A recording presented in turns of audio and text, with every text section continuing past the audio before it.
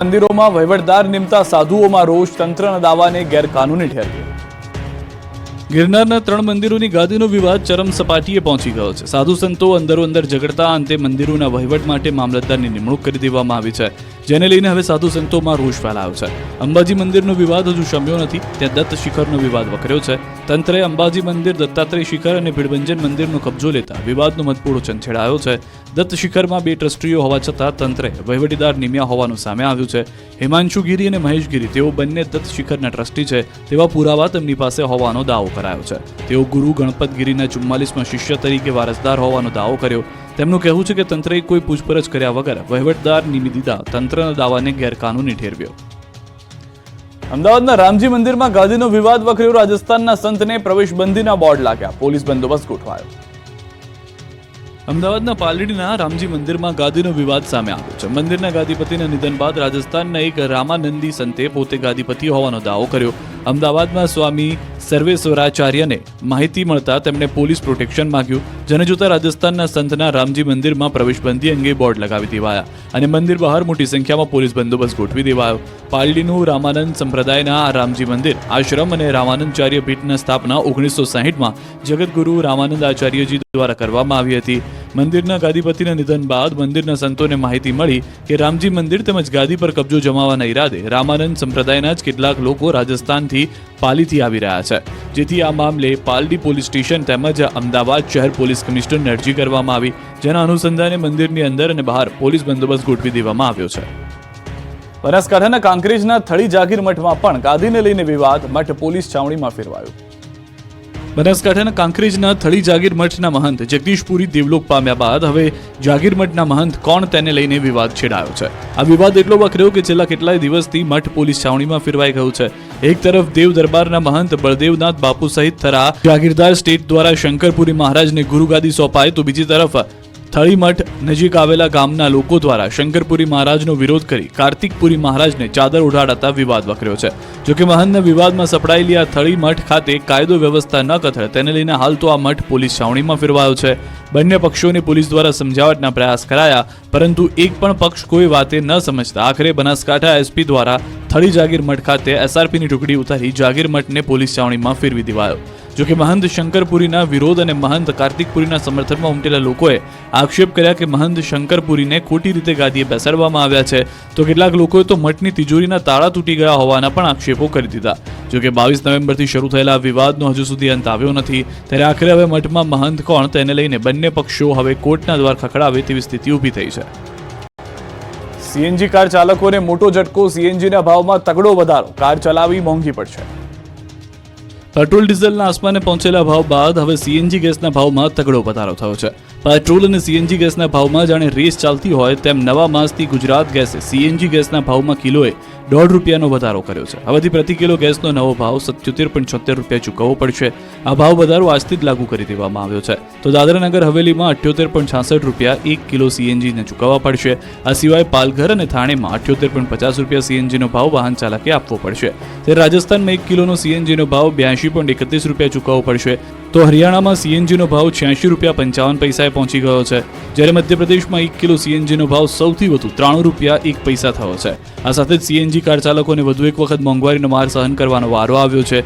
જો સીએનજી ગેસના ભાવમાં આવી રીતે જ વધારો થશે તો વાહન ચાલકો પેટ્રોલ અથવા ડીઝલ વાહનો તરફ વળશે અને પ્રદૂષણ વધશે.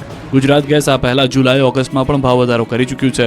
બંને વખતે ₹1 વધારો થયો હતો. તો અમદાવાદમાં પેટ્રોલનો ભાવ ₹94.49 છે, એટલે સીએનજી ગેસ અને પેટ્રોલના ભાવમાં હવે માત્ર ₹16.73નું જ અંતર બચ્યું છે. દિલ્હી મુંબઈ કોરિડોર હાઈવેનો 14 ગામના ખેડૂતોએ કર્યો છે વિરોધ. દાહોદથી નીકળતા દિલ્હી મુંબઈ કોરિડોર હાઈવેને લઈને ખેડૂતો વિરોધ કરી રહ્યા છે. દાહોદના 14 ગામના ખેડૂતો વળતરને લઈને મેદાને આવ્યા છે. જાલોદ તાલુકાના અસરગ્રસ્ત 14 ગામના ખેડૂતો 17 મૂળભૂત સુવિધાઓને લઈને વિરોધ કરી રહ્યા છે. આ અંગે છેલ્લા 3 વર્ષથી માંગણીઓ કરી રહ્યા છે. આંદોલન અને આવેદનપત્રો આપી રહ્યા છે, છતાં તંત્રના પેટનું પાણી ન હલતા અંતે ફરી 14 ગામના લોકો રોડ પર ઉતર્યા હતા. તંત્ર હવે લેખિતમાં બાંહેધરી નહીં આપે તો 3 ડિસેમ્બરે રોડનું ચાલતું કામ બંધ કરવાની ચીમકી આપી છે. 2 ડિસેમ્બર બાદ માંગણી પૂરી કરવા માટે લેખિત બાંહેધરી નહીં આપે તો લોકો ઉગ્ર આંદોલન કરશે. 3 ડિસેમ્બરે ખેડૂતો પરિવાર સાથે હાઈવે પર ઉતરીને કામ બંધ કરાવશે. અંબાજીમાં વેરો ન ભરતા લોકો સામે તવાઈ 26 મિલકત સીલ મારવામાં આવશે. યાત્રાધામ અંબાજીમાં તંત્ર વેરો ન ભરતા લોકો સામે તવાઈ બોલાવવાનું શરૂ કરી ચૂક્યું છે. અંબાજીમાં અનેક સંસ્થાઓ મિલકતોએ કરોડો રૂપિયાનો વેરો ભર્યો નથી, જેથી ધર્મશાળા, રહેણાંક મકાન અને દુકાનવાળાઓ પાસેથી લાખો રૂપિયાની વેરા વસૂલાત માટે કામગીરી શરૂ કરવામાં આવી છે. તાલુકા વિકાસ અધિકારી સહિત અંબાજી ગ્રામ પંચાયત સ્ટાફ તથા વહીવટદાર એક્શન મોડમાં જોવા મળ્યા હતા અને મોટી વેરા વસૂલાતવાળી મિલકતને સીલ કરવાની કામગીરી શરૂ કરવામાં આવી છે, જેને લઈને વર્ષોથી વેરા નહીં ભરનાર વેરા બાકીદારોમાં ફફડાટ ફેલાયો છે. 26 ઉપરાંત મિલકતોને સીલ મારવામાં આવશે. અંબાજી શહેરમાં 6 કરોડ ઉપરાંતની વેરા વસૂલાત કરવામાં આવશે. જોકે હાલમાં મોટી રકમના બાકીદારો સામે આ આકરા પગલાં ભરવામાં આવતા ડરનો માહોલ ઊભો થયો છે.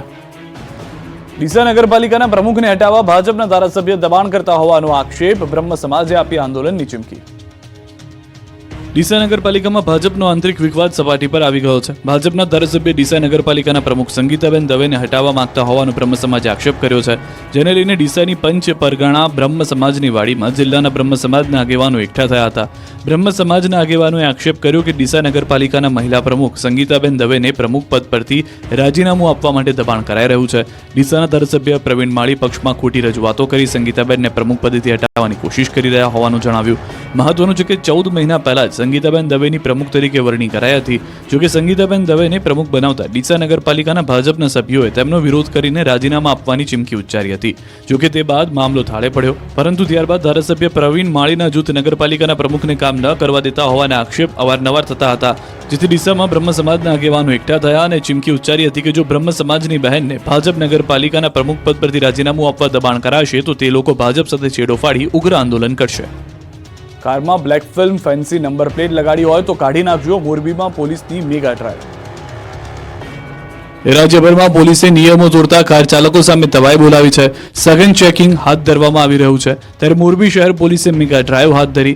મેગા પોલીસ ડ્રાઈવમાં એસપી, ડીવાયએસપી, એલસીબી, પીઆઈ સહિત 150થી વધુ પોલીસ કર્મચારીઓ જોડાયા. મેગા વાહન ચેકિંગ ડ્રાઈવમાં 1600 જેટલા વાહનોનું ચેકિંગ હાથ ધરવામાં આવ્યું. Black film, fancy number plate, licence વગરના વાહન ચાલકો સામે કાર્યવાહી કરાઈ. 89 વાહનો ડિટેન કરાયા. 250 વાહન ચાલકોને મેમો, 36 વાહન ચાલકો વિરુદ્ધ કેસ, નંબર પ્લેટ વગર ફેન્સી નંબર પ્લેટ, તૂટેલી નંબર પ્લેટના 80 કેસ, ડ્રિંક એન્ડ ડ્રાઈવનો 1 કેસ કરાયો. કુલ 1,18,000નો દંડ વસૂલાયો.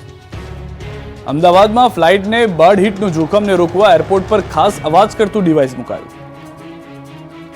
અમદાવાદના એરપોર્ટ પર હવે બર્ડ હિટની ઘટનાઓ ભૂતકાળ બની જશે. અમદાવાદ એરપોર્ટ પર ફ્લાઇટ અને ટેક ઓફ લેન્ડિંગ દરમિયાન બર્ડ હિટની ઘટનાઓ પર નિયંત્રણ લાવવા માટે અવનવા સાધનો કે ટેકનોલોજીનો ઉપયોગ કરવામાં આવી રહ્યો છે. તેમ છતાં ચોમાસાની સિઝનમાં ફ્લાઇટને વારંવાર બર્ડ હિટ થતું જોવા મળે છે. એરપોર્ટની આસપાસ ટીટોડી, સંભડી, કબૂતર, કાંકણાસર જેવી વિવિધ પ્રજાતિના પક્ષીઓ મંડરાતા હોવાથી ટેક ઓફ કરતા અને લેન્ડિંગ કરતા વિમાનોને નુકસાન પહોંચાડે છે, સાથે પેસેન્જરોનો પણ જીવ જોખમમાં મુકાય છે. ત્યારે આવી ઘટનાને રોકવા રનવે પરથી પક્ષીઓને ભગાડવા ફોલો મી જીપ ઉપર ખાસ પ્રકારના અવાજ કરતું ઉપકરણ લગાવ્યું છે, જેમાંથી અવાજ આવતા પક્ષીઓ રનવે પરથી દૂર થઈ જાય છે. રનવેની આસપાસ મૂકવામાં આવેલું સોલારથી ચાલતા ડિવાઇસમાંથી વિવિધ પ્રકારના અવાજો આવે છે, જેનાથી પક્ષીઓ રનવે પર આવતા અટકે છે. ફ્લાઇટના લેન્ડિંગ ટેક ઓફ પહેલા જ અવાજ કરતા ડિવાઇસ રાખવામાં આવ્યા છે. વ્હીકલ માઉન્ટેડ એકોસ્ટિક ડિવાઇસ અકસ્માતો ઘટાડશે.